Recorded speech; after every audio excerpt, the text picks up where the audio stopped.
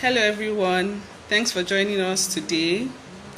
You're welcome to IPcatchUP series, where we discuss intellectual property issues as they affect different sectors of the world and several business sectors.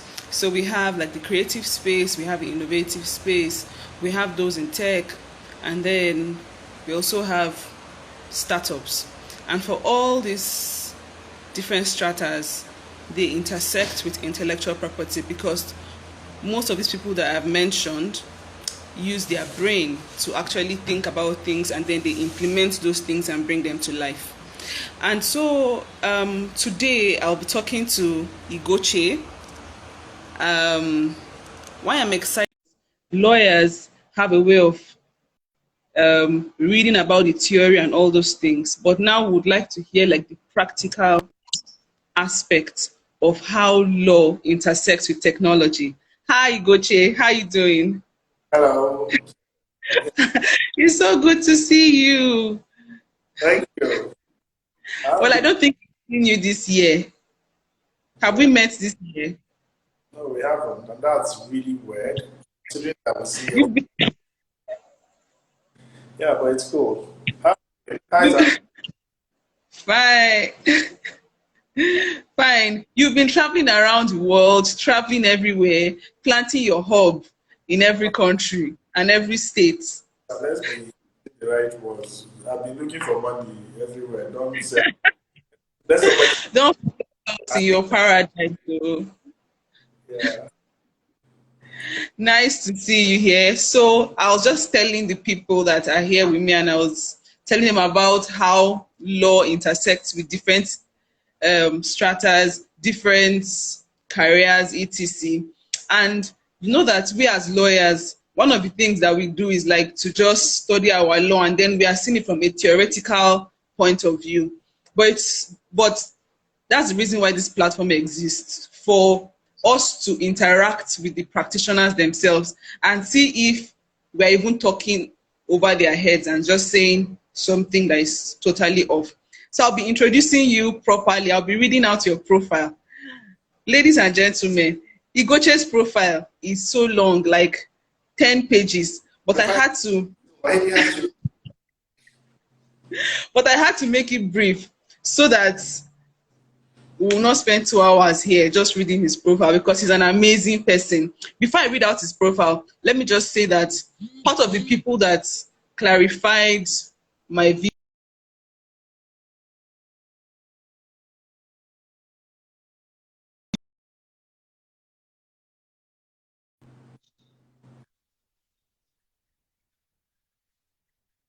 people that helped to clarify my vision and everything, is actually Goche. Like when I first met him, um, there was a visit that I made to his office.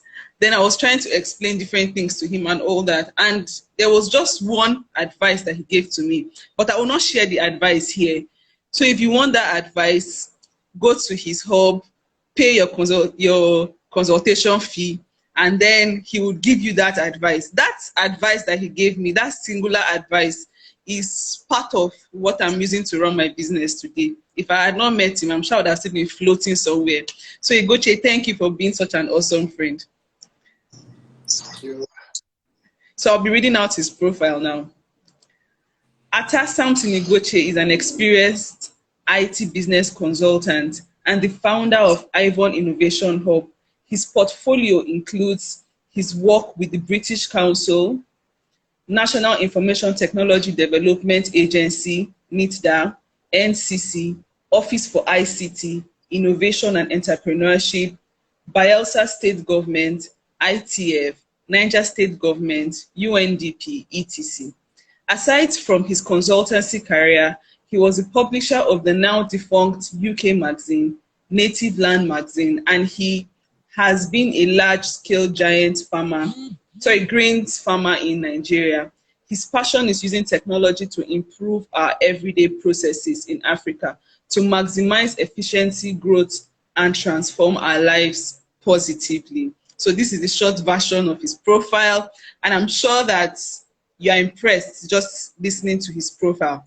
So I would like us to start this interview by just getting a brief introduction of who you are and what you do, and then your hub and what your hub is into. Seriously? Yes. You just said everything. So two things. One, you already said everything that I say, and secondly, you said this was not as you. You said we're going to be having a conversation. So why are you asking me questions? This is not how conversations work. It's a conversation. Well, And you say what you want to say. Why are you asking me questions? Now I feel my like God. and you said it's not going to be an interview. I told you I have stage fright. I'm shy when people ask me questions in public. Are you serious? Okay, okay. So let me just say what I've seen physically, because I've actually gone to his hub. Don't worry. Igoche.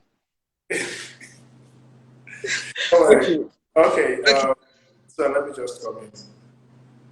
Yeah, like she mentioned, my core is IT consultancy. I work with brands, startups, and mid brands and international brands to actually see how they can achieve their goals using technology. So businesses that I work with are startups that are just trying to start, scale or pivot, and then I help them with all the necessary structures and everything to take their business to the next level. I think that's pretty much what this conversation is about.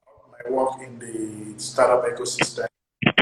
Yeah, so we're discussing along those lines. So you see more of the different areas that IP or ignoring IP can affect your business and everything. Thank you. okay. Thank you. So, thank you for finally speaking, because it's like you were just holding your voice, but thank you for finally sharing with us. So, um, just to give people a perspective, like what is like the range of um, tech people that you work with? Like so far, like since you started, have you worked with like 10, 20, 30, 40? Let's just have a range so that by the time you are talking, people can say that you're talking from a place of authority because you've worked with this amount of people. Do I have a number? I don't.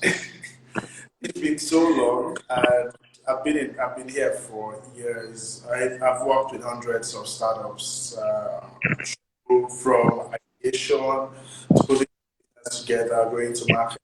And some of the businesses I have to work with them directly from start to where they are. And some I have to work with them in partnership with secondary bodies like NICA, British Council, etc. Yeah, I've worked hundreds, maybe over 1,000. It's hard to say. I don't know.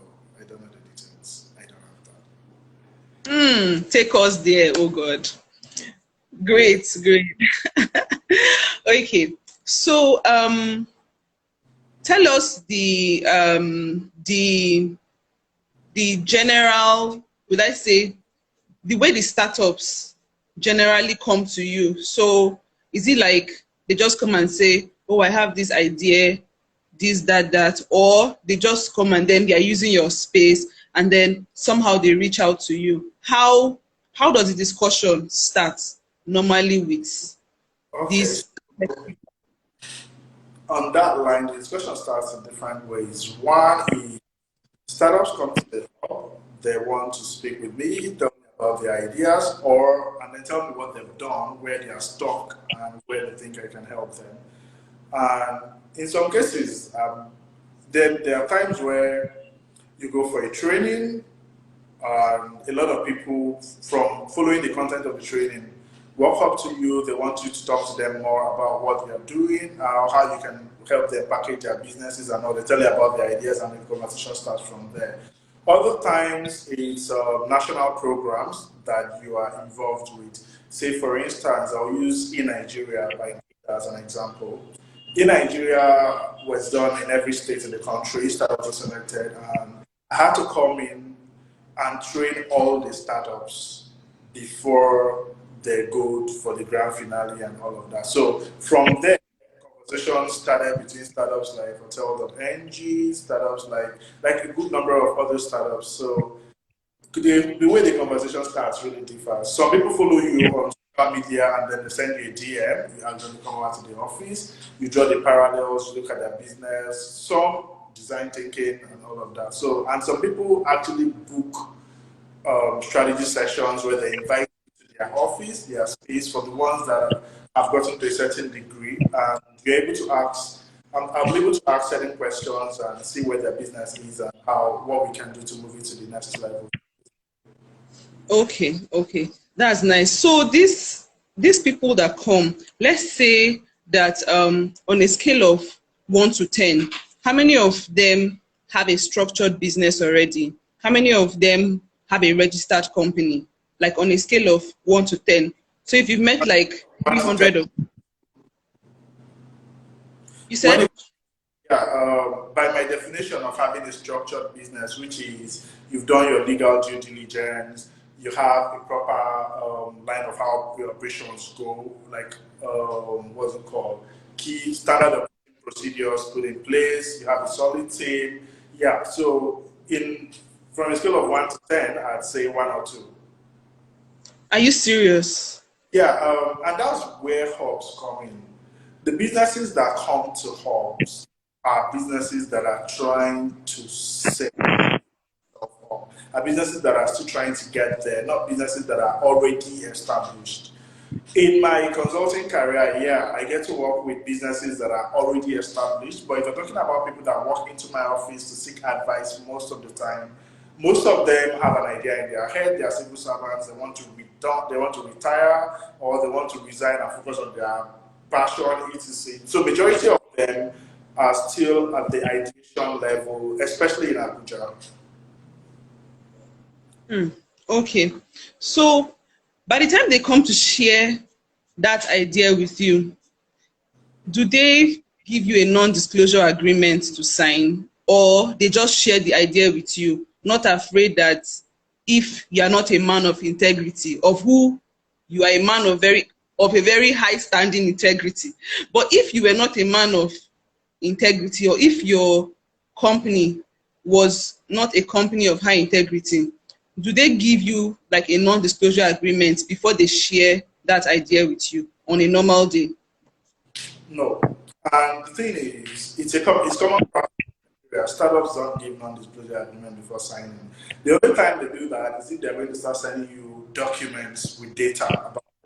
But the very nature in discussing your business, people can pick up your USP easily and understand why your business stands out from the rest, and use that to upgrade what they were already working on, or use that to consult for a secondary. Most times, people don't give any non-disclosure agreements. In fact, most of the time when we want to work with startups, we are the ones that come up with these agreements to protect ourselves from startups coming up to say, you did this. For instance, if it's an area that I'm already working on, I'll use an example. There's a startup that came to us about their law project, and we're doing the project around social law already. So we have to get the startup to sign, let the startup know this is what we are already doing before we start engaging with you, so that you don't come and meet us tomorrow and tell us that because you came to us. So all of that was signed, things were stated. So most of the time, we are the ones giving them documents to sign, but they don't have documents to sign. And some people come to you and tell you that, oh, I have an idea that is worth 50 billion. And I'm like, God, it's an idea.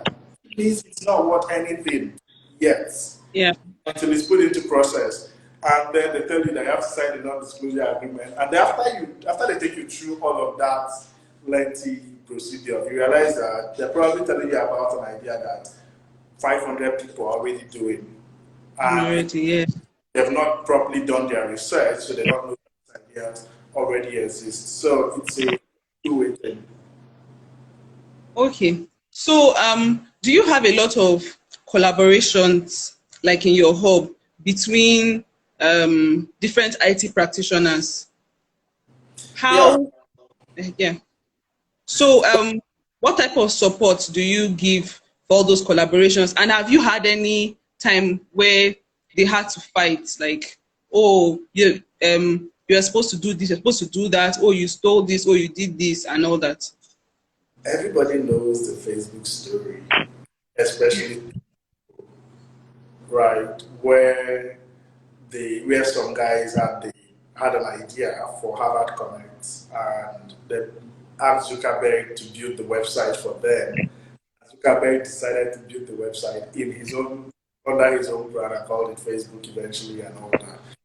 Yeah, so because of that story that was made really popular by the movie Social Network, a lot of startups are more careful, but we still have so many issues around. Sometimes it's not just about intellectual property; it's around partnership structures.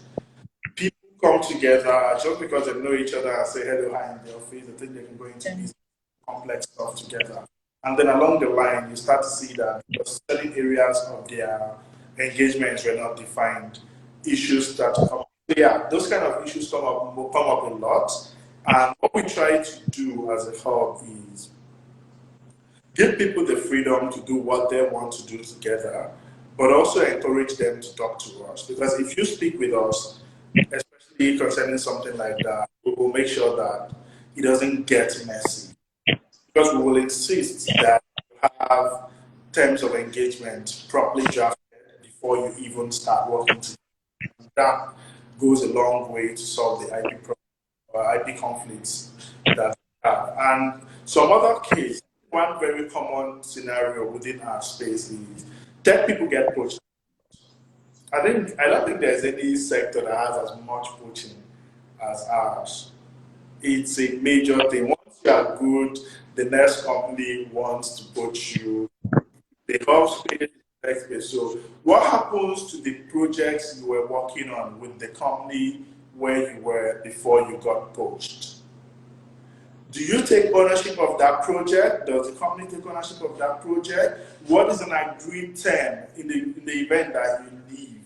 And a lot of employers don't give contracts that cover these things. If I'm working for you, I'd like to know that if I'm building a solution on your company time with your company, when I leave, does that mean that I continue to own what I've done, or I'll have to forget about everything? Do I go to the next company with ideas that I learned from your companies, etc.? So all of that has to be properly ironed out so that it doesn't cause conflict. And most of the time, they aren't. So we have conflict. Yes, that's something that I think happens like a lot, like in the tech space. There was a place where I was working before, and somebody was building the website for my boss, and I think my boss did not pay him complete or something like that, and he was telling me that that my boss does not know him, oh, that by the time his head touch, that he will just change everything, he will change the password, he will carry the website, everything, and he will go. Somebody else came and the person did that actually. The person changed everything about his website, changed social media handle, closed everything, changed everything, and just went, as in, bounced and just went like that. So I don't know, like, why is it that there's this issue with tech people and even delivering on jobs in the first place? Like, it's as if most of them at me have met though are like very unstable. Why? Why is it like that? And even if you should even put a contract down with them, some don't even respect contracts. And by the time you look at the person that did not respect the contract, you now think, okay, should I now sue this woman? Even if I shake this person up and down, how much can this person bring out? So why is it like that in that space? Okay, you asked three different questions, so I'm going to try to answer three of them. One is why does tech people like control? They feel it's their work, they feel it's their brain. And because it's their brain, they tend to want to control it. And especially if you don't give a prior contract. When you're hiring, I think it's not good, it's not even cool that you allow your employee to create social media accounts, etc. Your social media accounts should be created by you, right? Or a senior manager of your company. Your website's etc. domain should be registered with your emails. That way, nobody can take absolute control of those things. I think it's important that a lot of organizations know this thing. Why do tech people find it difficult to deliver most of the time? You give me website to do, right? But even you that give me the website, your content is not structured to a website. Sometimes clients give you a website and they give you a brochure. That's print. It works differently on the web.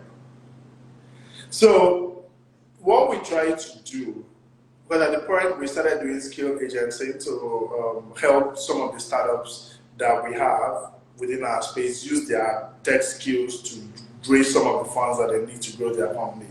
And what we noticed, what we started to do was have terms of engagement for both the tech guy and also the client. Because the client also needs to understand that they have responsibilities to the website. The content and things that they need to provide has to be provided on time as well. They give you pictures that cannot work. You ask for pictures in a certain resolution and they give it to you the opposite of that. So you can't use it. So most times, some tech guys just get frustrated. Like, what's wrong with these people? This is not what I asked for. Sometimes they send you a document with specifics on everything they need. Give us about your company, so and so length. Tell us about your services. Tell us objectives. And instead of responding to each of these items, one after the other, you just give them a document about your company and you think that they can get everything they need from that document. So most times that's usually the problem. And when it comes, that's for web.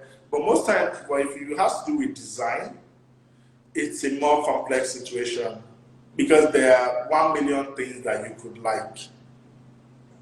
And I've worked with clients from my own experience where what they wanted today is not what they want next week. And sometimes they pass you around different staff within their organization that want different things from what the boss wants. So the individual definition of good, great, beautiful, awesome, amazing tend to interfere with delivery at the end of the day. So all of these things constitute to why startups seem, or tech people seem unstable. They are just frustrated. They are suffering. Trust me, it's not fair on them. Then on the third question that you asked is on the IP, protecting their ideas and all. I think the best thing to do if you are working on a project as a staff of a company is to have a conversation with the owner of the company or with your management team. What happens to this startup when I need to leave? What happens to this project when I need to leave? Because aside from you just leaving the project, there has to be an uninterrupted flow or transfer of knowledge and concept on the project.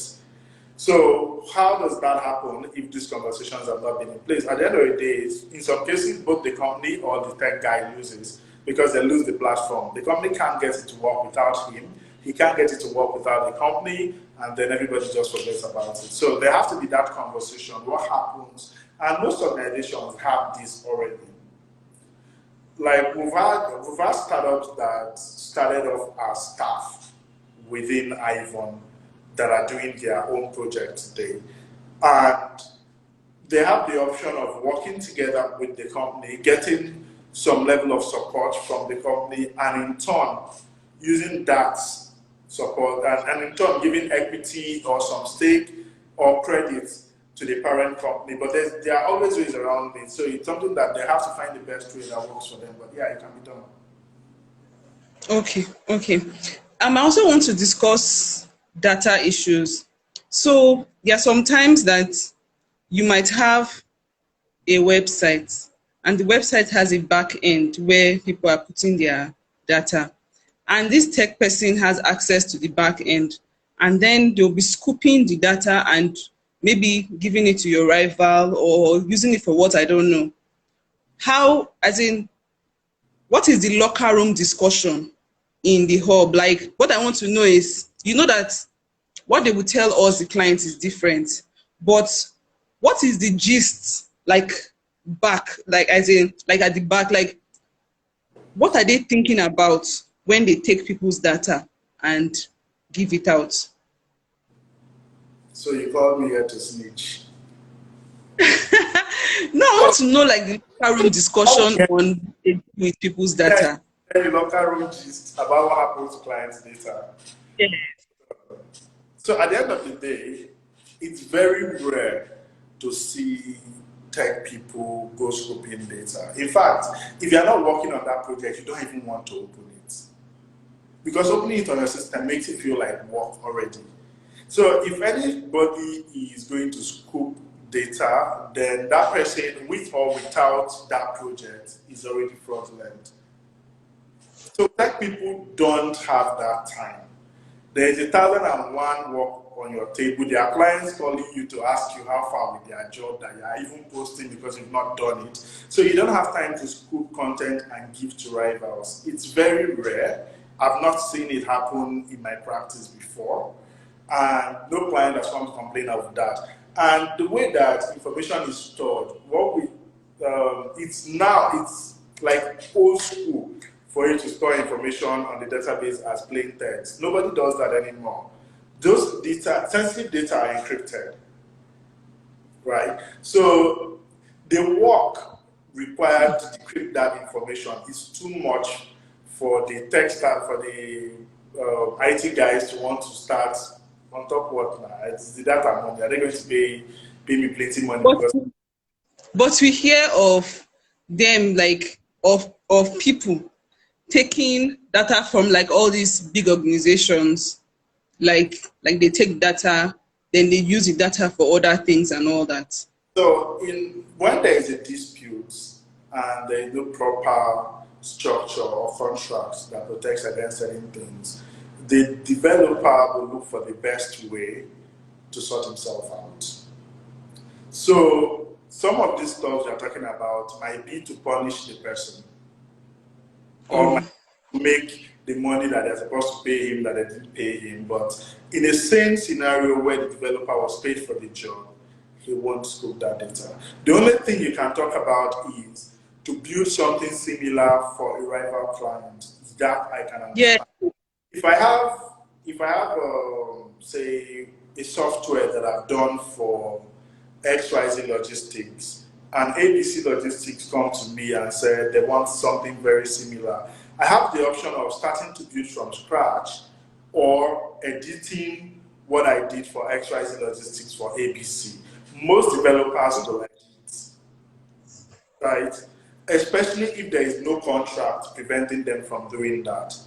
So that's the one that is common. And the only way to kick against that is to give them a contract that will prevent them from editing your softwares or giving your software out to some other people. And of course, the software comes with sensitive data, algorithms, and all of that. So yeah, I think that's the only case that you can see. But to mine data from your site for other people, it's very rare. Okay, but like on a general note, softwares etc fall under copyright, and for copyright, whether you register it or not, once it has been put in a fixed form, that means it's already like your own job and all that. That's like your own work. That means you're the owner of the work. So whether there's even a contract or not, once you've already paid someone for a job and the person has done the job and it's now fixed and everything, then it's that client's work. So taking it and using it for another client is already infringing on that person's rights. But I know that people use templates too. Some of them would build from a scratch, from as in the scratch, while some use templates to work. That's Ideally, it. you're supposed to use the same templates for two different clients in the same sector. You're not supposed to do that. Then, speaking about if you've done the work, this is not me being rebellious, but how can you prove it that this is your work, Prove somebody else? You don't know the what. software. You don't know what's beneath. And even if the guy edits and modifies, you're not going to see it because the front end is going to look completely different. So Mm, the person that can prove it is a developer. okay. And so you don't even have a way to prove it.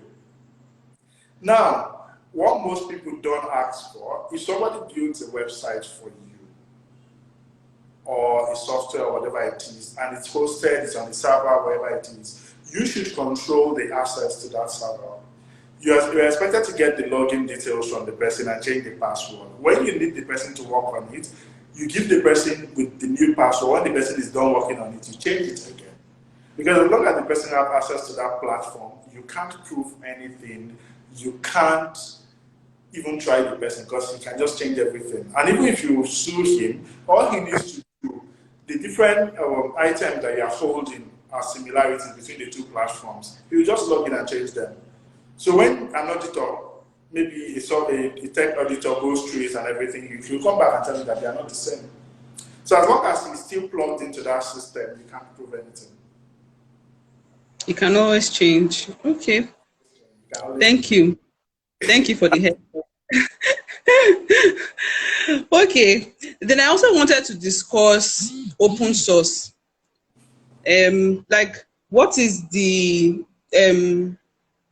how often do these guys use open source? 80% of the time. Okay. Yeah, developers will use open source to do your website 80% of the time. Because open source is easy, it's faster. And clients want a job that takes 6 months done in 1 month or even 2 weeks if possible. So open source is the answer. If I'm going to build a website, scratch coding, etc. with unique, very interesting functionalities and all, it will take me weeks.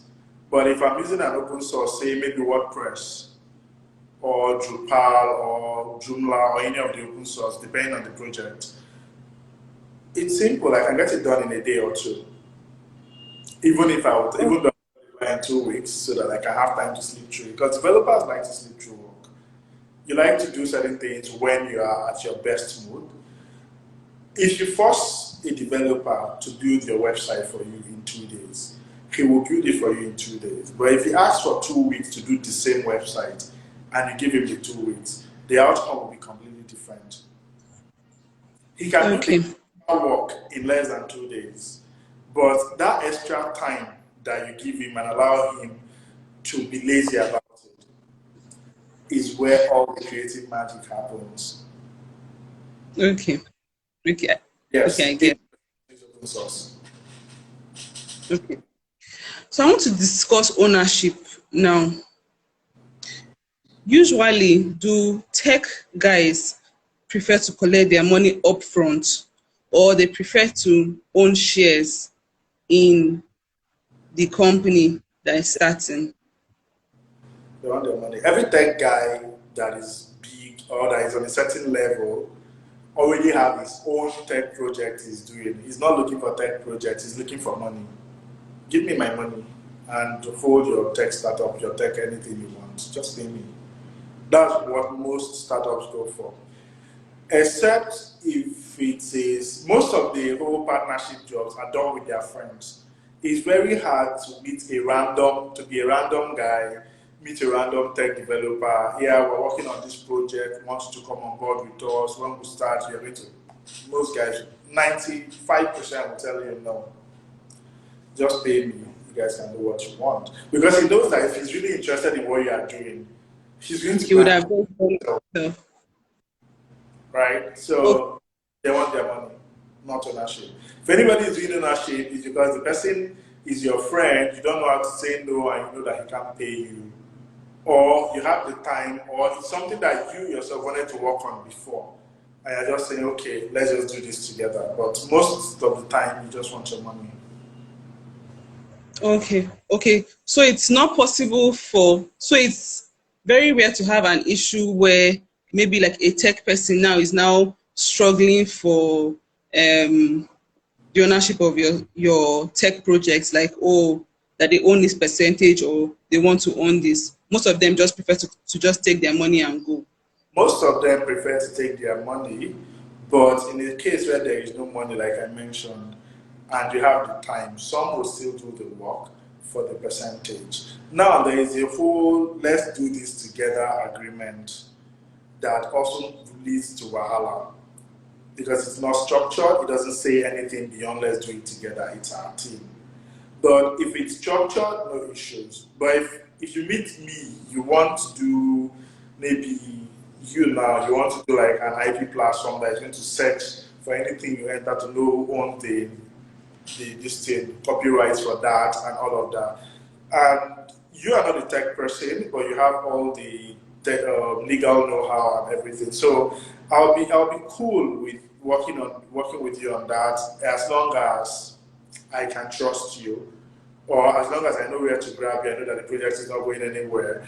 So when we build it, in my head, I'm going to be thinking 50-50. Whereas in your head, you were thinking 80-20. Because if you factor in how much will you actually spend to hire a developer to do this? Come on, maybe 3 million naira. And your company is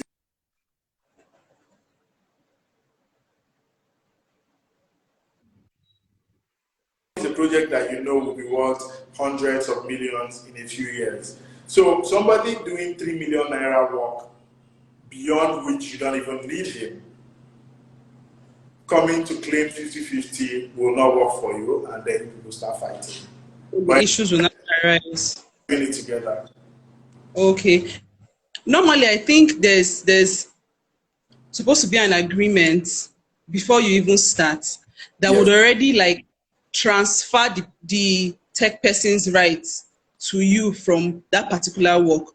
So whether the person is an employee or a contract staff or whatever, like you already have the agreement. The agreement is saying that for everything that you are creating, you are transferring the rights to the person that employed you and all that. And like it's already clear from the beginning.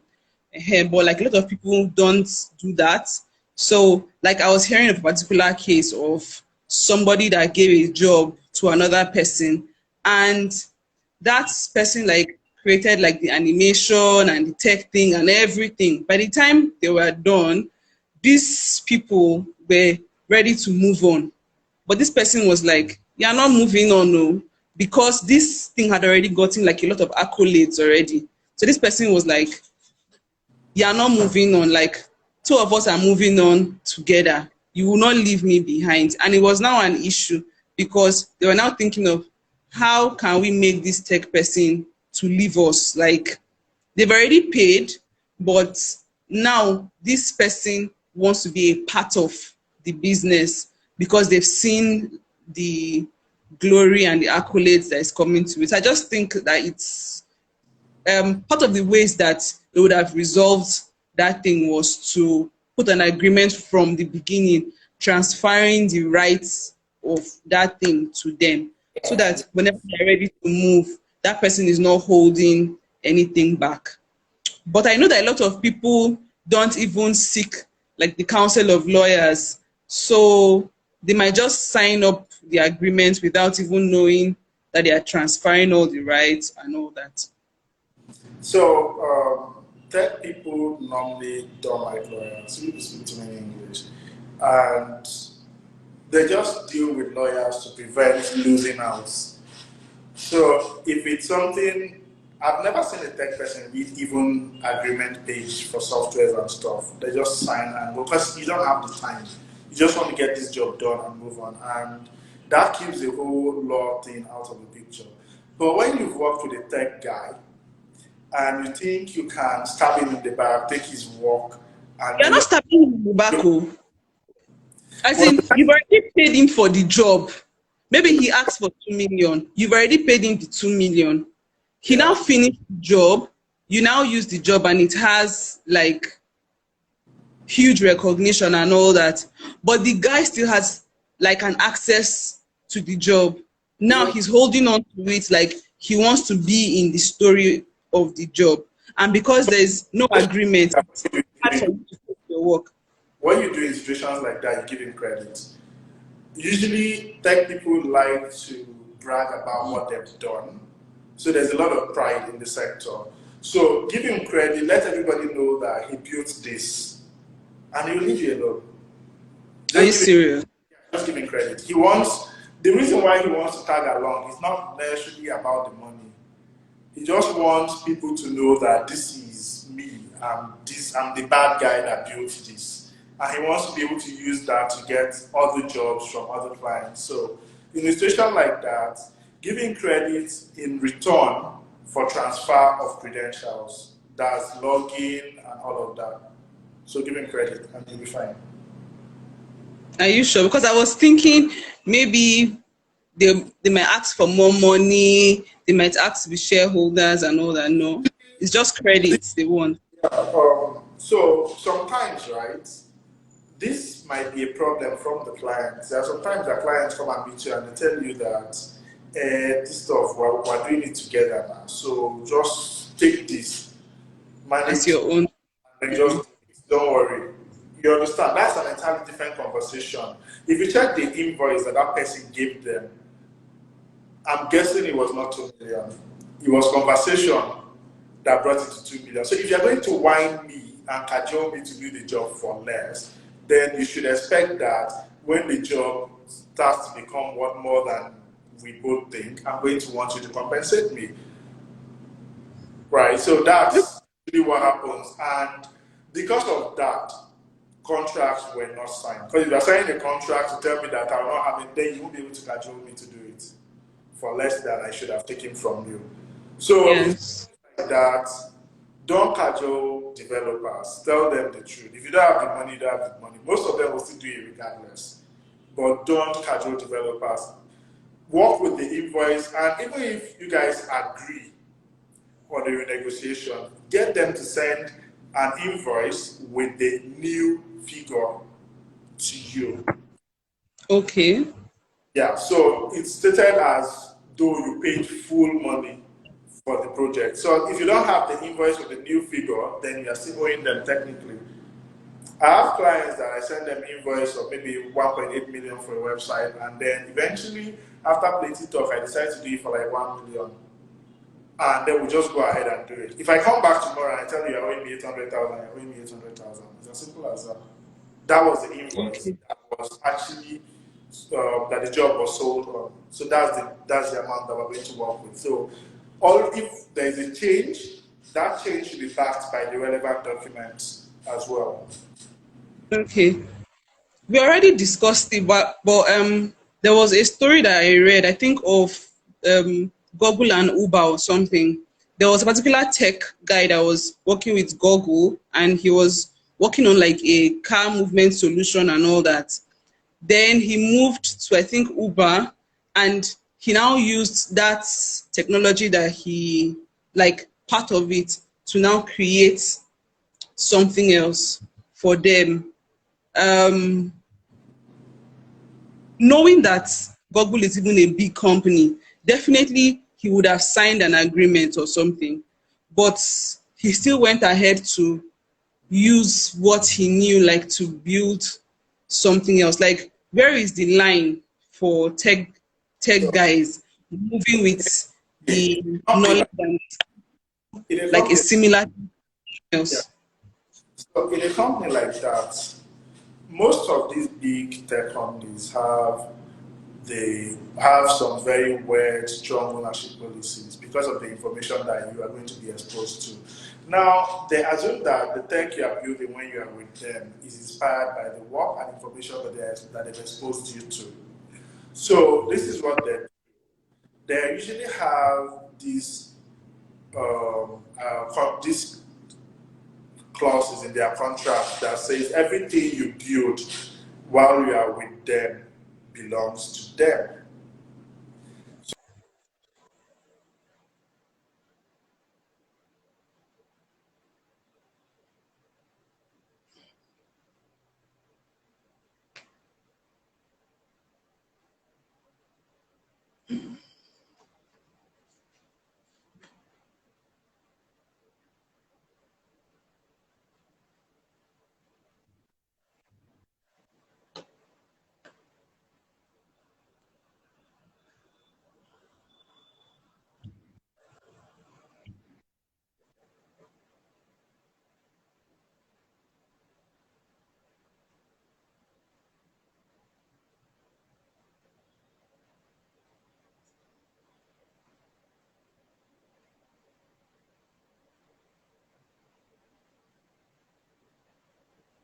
I don't know. I'm not hearing you. I don't know if the issue is from my end or if the internet. Um, okay, okay. I think it was from Igoche's end. So I'll just send him a request again for him to join and continue talking about what he was saying.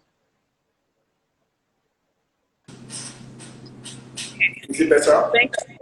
Yes, yes, it's better. Yeah, so like I was saying, that happening, Google has those kind of policies. So the moment the guy started working with the same technology, he was already breaching his contract. But you guys, you know how the legal system works. There are always loopholes and there are always sensitive lines, and there's always that way that you can do this without exactly. And then what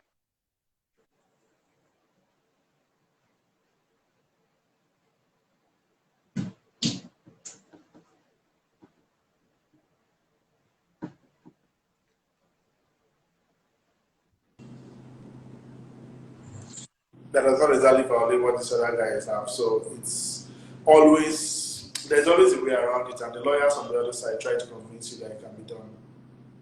Okay, so I think I have two more questions. On a scale of 1 to 10, how many of the developers that you work with have like their trademark protection for what they are doing, their copyright protection for their softwares, etc.? How many of them even know about these protections and all that? Okay, Patent. that is the clients that I've worked with, right? No, the developers that come to your hub. So when it comes to having, yeah, they know about it, what knowledge, because there've been a lot of issues about people taking ideas from other people and all that. But how many of them have done what needs to be done to properly protect themselves against that? Yeah, that's where you start to see low numbers. But how many of them are aware of it? A lot of them are aware of it. They just don't have the time, the money, the patience to follow through and go through that. And you can tell that legal due diligence is something that tech people hardly do. See the issue with Gokada in Lagos. It's something that legal due diligence would have solved. But you spend all that billions, and then Lagos state government comes to tell you that you can't do this business. It's in the law and all that. So yeah. Okay, okay. So I think I would even just round up here so I don't keep you for too long. But what's it that you would like to say to lawyers? How do you think we can help and support the tech space better? Is it to reduce our prices or to be more proficient, or what do you think we can do better for you guys? So I don't think it's about reducing your prices because prices are things that can be worked on. And I don't think lawyers in Nigeria charge too much, personally. Thank you. Thank you. I don't think lawyers in Nigeria charge too much.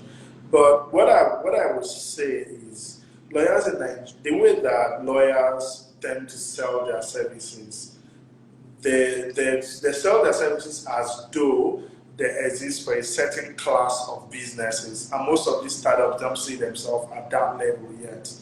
So it's demystifying the practice and coming down to communicating at the level that somebody who's starting his business now or started his business 6 months ago needs to talk to you, can approach a lawyer, and it's not the person doing too much. Nobody wants to do too much.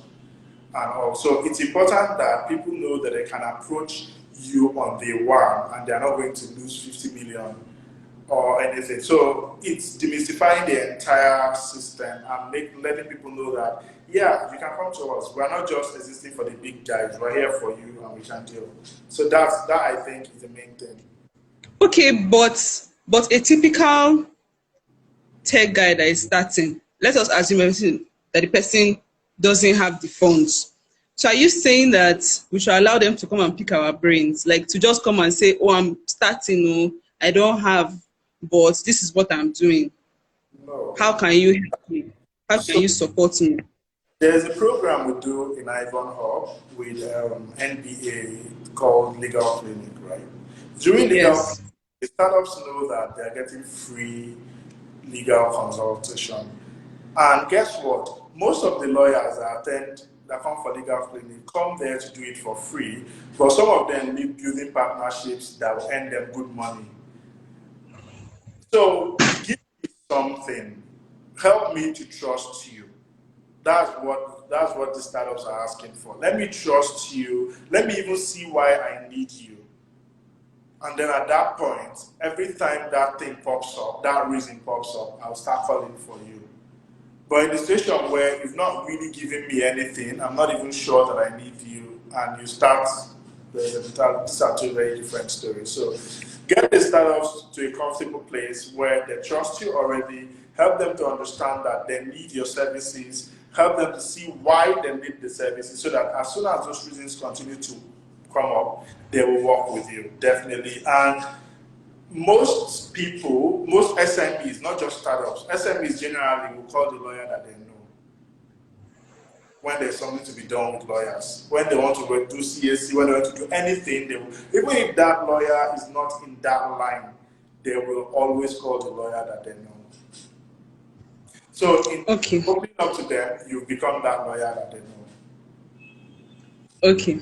Let me not ask more questions so I don't push this topic, because if I want to push this thing, like when you watch Shark Tank, most of the guys that come there, when you ask them, do you have your trademark, they'll say yes. Do you have your patent? Yes. Is your something registered? Yes. They'll So be you answering go yes. online with an idea that you haven't protected. Nobody does that. These guys Uh-huh. are going on live TV. These guys are not going public. These guys are just having conversations with their friend, their small circle.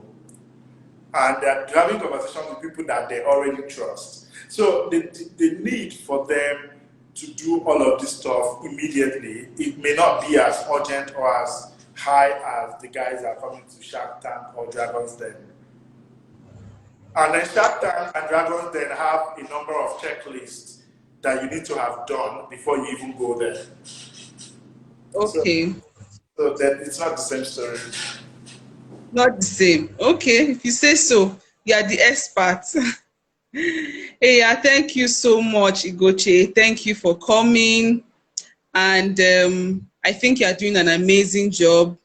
You have a beautiful and excellent hub. Um, I've been to your hub in Abuja several times, and I've seen the pictures of the new hub that you have in Benue State. And I know that aside from the money that it brings, it also brings fulfillment to you to help startups and to see that they are they're able to grow and to scale their businesses. And I'm also happy that you also partner with not just law firms, but even with MBA to see that the legal aspect of these um, developers are actually secured and everything. So thank you so much for coming. You know that I appreciate you from the bottom of my heart. I'm so grateful. Have a lovely day, and we'll keep talking. So my guest for today was Igoche Samson Atta, and he is the founder of Ivan Hub in Abuja and in Benue State. He's also a large-scale farmer. And if you want to reach out to him, you can check his hub out at Ivon, AIIVON, or you can check him personally at Native Peking.